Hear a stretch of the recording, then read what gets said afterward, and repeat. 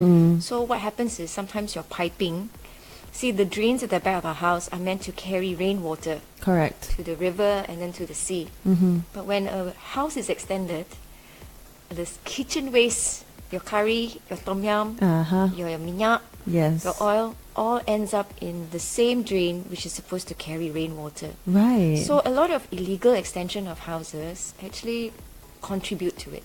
So that's why you see big pipes that are supposed to carry rainwater from housing area to the river. If you pass by some of these big pipes, you see the water continuously flowing.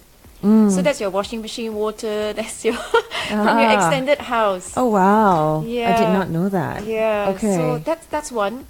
And then number two, in cities where land is scarce and we want to run businesses, there's development. Correct.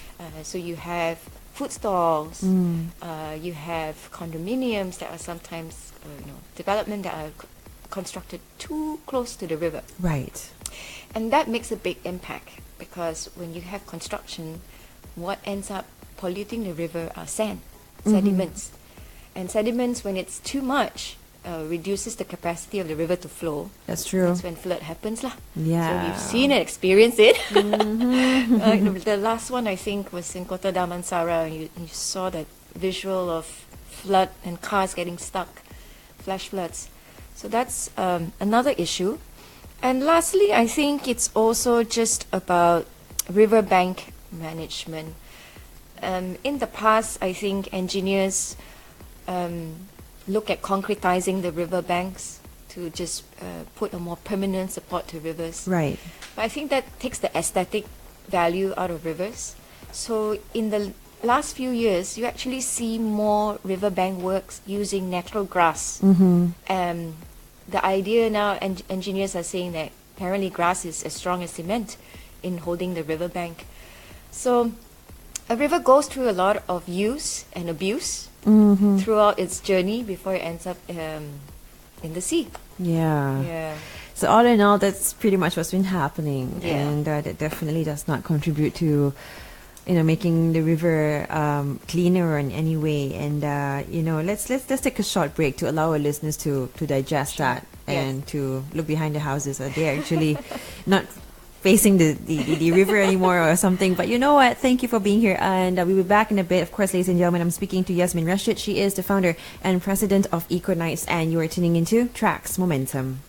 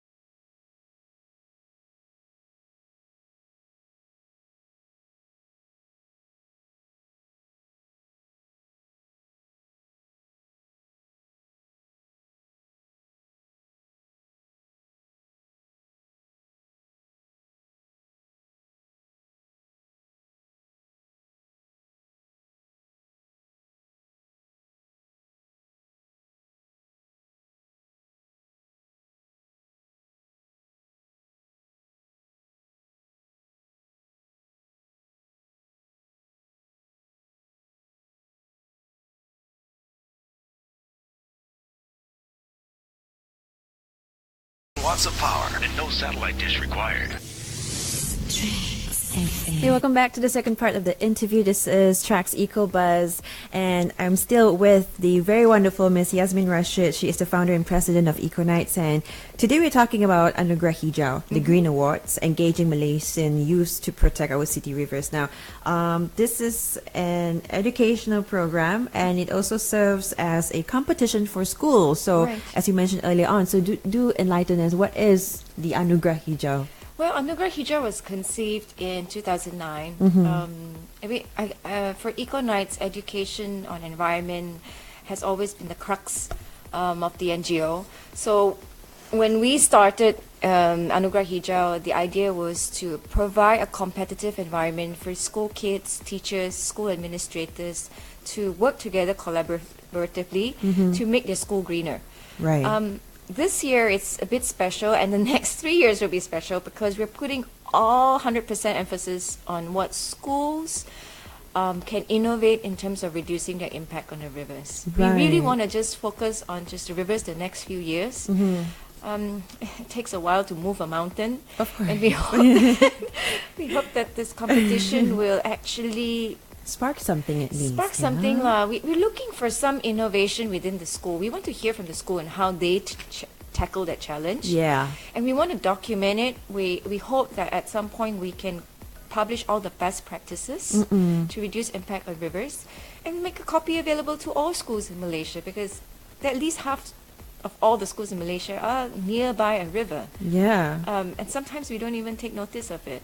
So we're going to start small with the river, and we hope that we can create river guardians, river champions at the brink of school already, so that when they come up, become adults, they go to university, it's a habitual thing to look at being more cautious about what they throw, knowing the connection between what you throw and what the river receives. You know? Yeah. So eventually they'll find out, or they realize how important rivers are. I mean, in comparison to maybe 20, 30 years ago, I think most of us as children, we're always out there after school, we play out there, we see rivers, we're out there in the greens, and so we kind of know, okay, this is important, this is nature to us. But I guess there's more emphasis that has to be placed today, because not many children are exposed to rivers, I don't know, outdoors and everything. So I guess this is a very good initiative. My vision is that hopefully one day, hopefully I'll still be around, where our city kids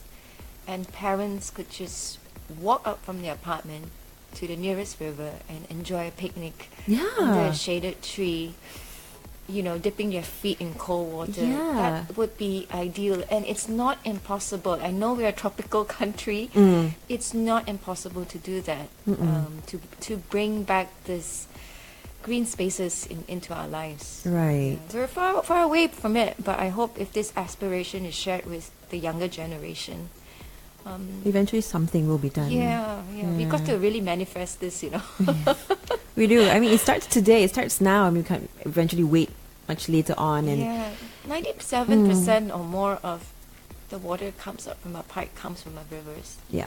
So this connection really needs to be respected a lot more. And I think we need to just be, thank the river for, you know, hydrating us. Yeah, but what better way to get the much younger generation to take part and be involved in this? And speaking about schools, Yasmin, is it both primary and secondary schools, or is there certain areas only? Or Actually, we're looking at secondary schools first. I We see. have a different program for primary schools. The reason being is in the past we had experiences that a competitive environment is more suitable for secondary school kids. Right. For primary kids, it's really more about getting that outdoor exposure to them. Yeah. So for kids, we have another River Explorer program, which is on weekends. Okay. 3-4 hours with the net, with the aquarium. We allow them to go wet and wild in the river, and Explore. benefit their parents as well. So that's in the pipeline for school holidays. Because parents are always looking for outdoor programs. Yeah, it's quit going to malls now. Yeah, I mean, so we that's hope done. we can encourage more parents to Yeah. to stay tuned to our Facebook for these school holiday programs on rivers. But for the Kakak and Abang that is in secondary school, We want to inject that competitive environment. We want to look at creative and analytical thinking Right. between students and teachers, and the power of collaboration, how teachers and students can come up with solutions for their schools. Right. So for instance, one element is a lot of the flash floods that happen in the city center is due to a lot of massive rainwater coming down, because a lot of our surface areas are concretized, so water doesn't have time to absorb into the soil. Yep. So one of the ways where we can reduce the impact of flash flood and reduce the swelling of rivers is to have rainwater harvesting systems in school. Yeah. And it's really simple to do. It's a simple hack. Lots of videos out there, but it takes people to move it. Yeah. The So- initiative has to come. Yeah. So we will, like in Anugerah Hijau, we would definitely showcase a range of solutions. But these solutions need to be embraced and taken up by the school itself. Yeah. So ideas are there.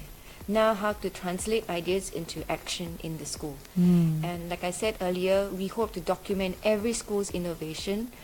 We hope to, with discussion of teachers and school and students, come up with a green school guideline that will be able to help all schools in this country to look at where are the areas to be green. Protecting rivers is just one small part. Yeah. There are a lot more things a school can do, and we're talking about a school as an institution that will groom change makers, right? Yes. That's the perfect venue to start. And what's perfect if this students are able to adopt that, understand the basics, and bring it back home. We're Yes. talking about the masses already, families and the whole, They're basically gonna the whole get community. married, they're gonna have their own house, they're gonna Yeah. start to renovate. And hopefully they remember that small thing we taught them. Don't Yeah. have illegal extension in your house. And hopefully there'll be regulations in place eventually, Yes, to yes. regulate this better. And this competition, how long do you plan to have this? I mean, the duration of it, is it going to be taking like a few months to actually get all the schools engaged, or they've been contacted already? They've or been what's it? contacted because we're running this for all schools located in the Klang Valley first. Right. Why? As Klang Valley has the Klang River, and there's 8 rivers that feed into Klang River. Okay. So, and there are many schools located within those 8 rivers. Right. And the competition is actually launched today as we speak. And after the launch, schools have already been contacted by us. Okay. And also by the State Education Department. We're running road shows in the schools to encourage the teachers and the students to participate. There will be a deadline in which they will submit the ideas, after which it's competition time, where the judges will assess the activities done by the school. And it's basically quite a long program because things takes a while to do. Yeah? So in October, all the finalists will be showcasing their innovations at the award ceremony that will be held in October. Right. So that's when their ideas, their theories, and everything will come to place and be presented on the day This itself. is going to be quite heavily, social medialized because I think we all know the younger generation today spend quite a substantial amount on their mobile phones Very and true. love videos. So we're going to try and see whether we can, compete with the other in things with young people and Right. look at pushing this topic up on the agenda for them. Okay. I mean, how is it like for you? I mean, you've fought for this long and hard battle and still fighting for it till today. And now there are actions being taken place when it comes to involving the younger generation. So do you feel that do you feel proud of this? For you, I feel what does it proud. signify? I would be prouder when we do a lot more, of course. But like I mentioned earlier, Anugerah Hijau started in 2009, and it's in a blink of an eye, in 10 years, we have seen kids that participate when they were 12, 13, 14 in the first few years. Right.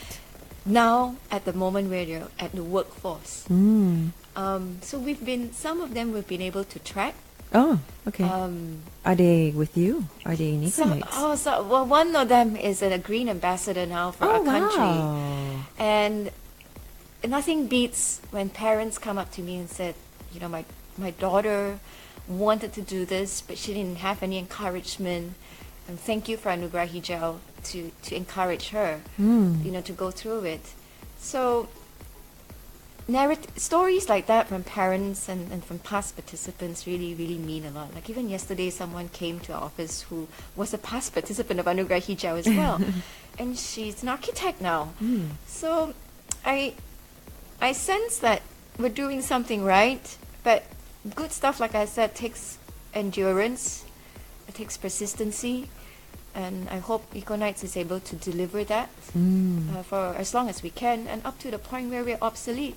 The day we're obsolete, hopefully is the day Malaysia is okay with the environment. Right. Means Yeah. your legacy will live on. Yeah. And this If everyone does what they're supposed to do, Yeah. you wouldn't need us.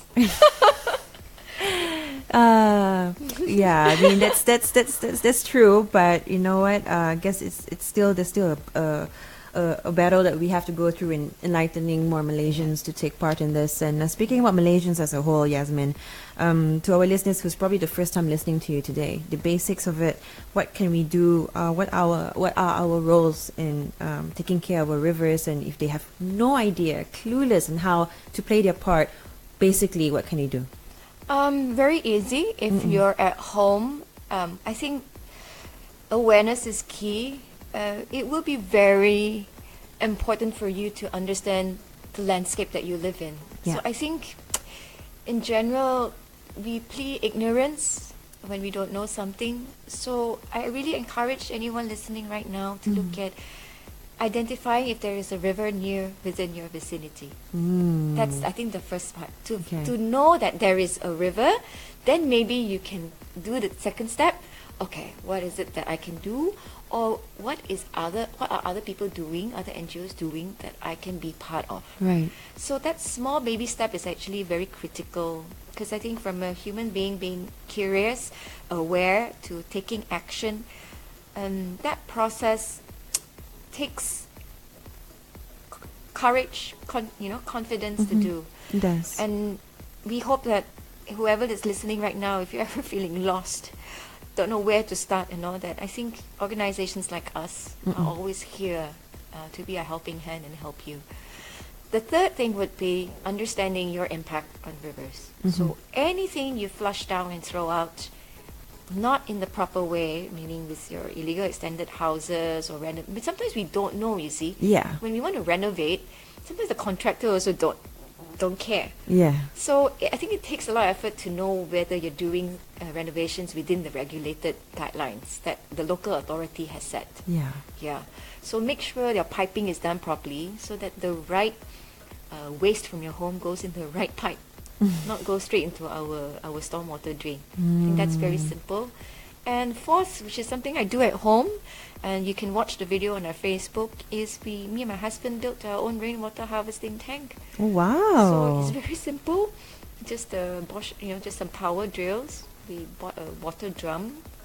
We repainted it to fit the color of our wall. I love it. So you can find that on EcoKnights Facebook. Yeah. Oh, wow. So I wanted to show people that it doesn't cost a lot, because a lot of people say it costs a lot to be green. But there are a lot of things that you can actually do. You may take a bit more time and effort, but I'm a bit more like, I'm a very cost-effective person. I'm not going to spend 5,000 installing a rainwater tank. Yeah. I'm going to make it less than 300 ringgit. I'm going to find a way how to do it. Yes. And once I've done it, I thought it was important to share. So we collect a few hundred liters of water, which I use for my garden, my porch. I'm guilty. I like to wash my porch once in a while, but I don't use pipe water. I use rainwater because it's already harvested. So these are some really, really simple things we can do.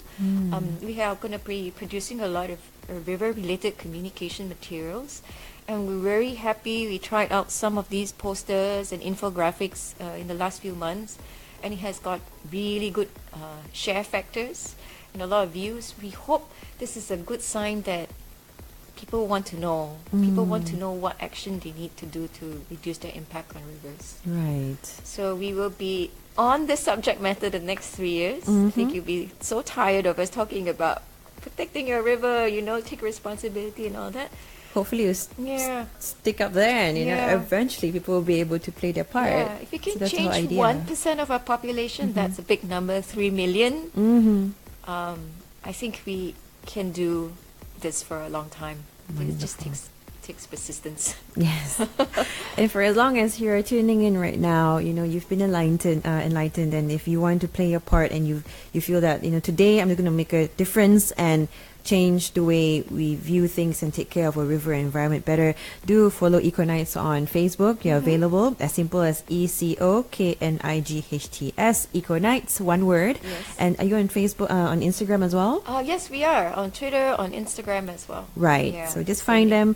And any quick messages, short ones for Malaysians and listeners who are tuning in?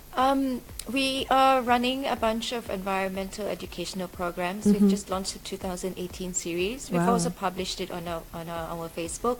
So if any of you feel like on weekend you want to bring your kids or your husband or your mom to come and learn how to compost or reduce your food waste throwing down the drain, look at making your own household cleaners. We have all these range of workshops, and the idea of these workshops is to help you start living a little bit greener at home. And I think a little goes a long way later. It does. So we hope we can our arms are open to anyone in the public who will come to be keen to learn with us. Nice. Yeah. Now, from all of us here at Trax FM, thank you so much, Yasmin, Thank you. for joining Thank you us. so much for always having us and being so supportive. I mean, for as long as, there are listeners, Malaysians out there who are tuning in, I'm sure there's a reach that's actually contributing to the numbers, Yay for Trax FM. Yay to EcoKnights. And yes, Yasmin Rashid is the founder and president of EcoKnights. Thank you so much for joining us you. today, and hope to have you again soon. And ladies and gentlemen, thank you for tuning in. We'll be back after the news at 12 p.m. This is Trax FM. Brunei, the fourth largest producer of crude oil and natural gas production in Southeast Asia. Trax FM 102.3 in Brunei.